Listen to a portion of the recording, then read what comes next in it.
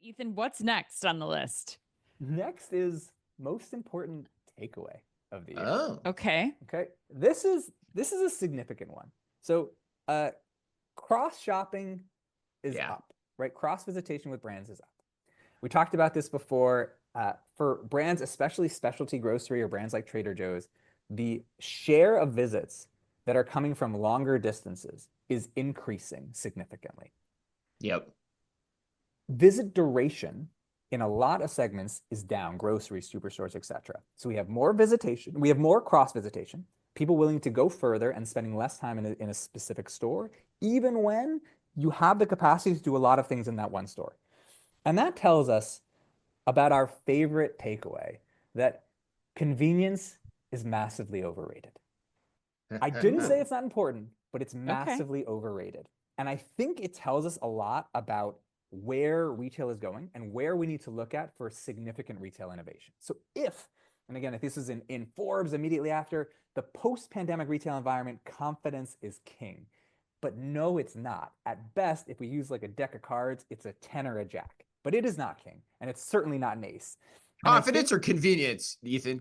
Convenience, excuse me. You meant convenience. Okay, convenience is king. Okay, I think confidence is great. Confidence is great. Yeah, don't get me wrong. Confidence is the best. Yeah, I love confidence. But you meant convenience. Okay. Confidence is getting the next award. All right.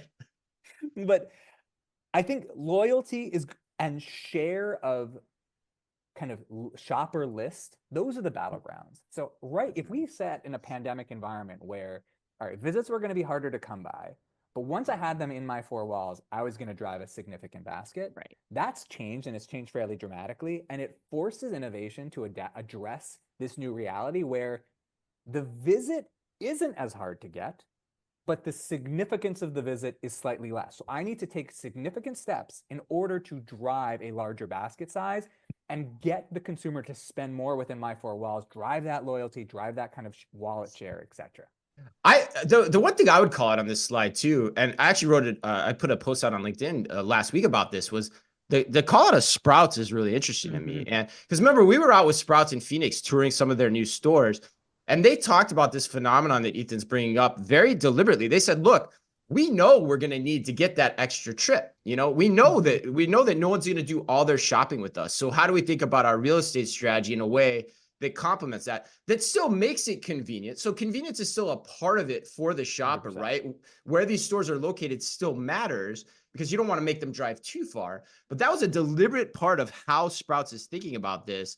And the way they're doing their stores, you know, to your question, Ann, like, what are they doing here? They've been doing a great job with that. And they're kind of my sleeper for what I wrote in the LinkedIn post was they're kind of my sleeper for retailer of the year right now. Like, cause they have been killing it. And I see, you know, given what's been happening with Whole Foods, I see there's a lot of on-ramp here for them to continue to do really well, particularly when you're looking at this data that Ethan shared. I don't know, Ethan, any thoughts on that? No, I totally agree with you. I think there is a new scenario evolving, and I think it's very different from what we've experienced the last few years, where there were certain things we had grown accustomed to, and I think retailers like Sprouts are certainly getting ahead of it. Well, and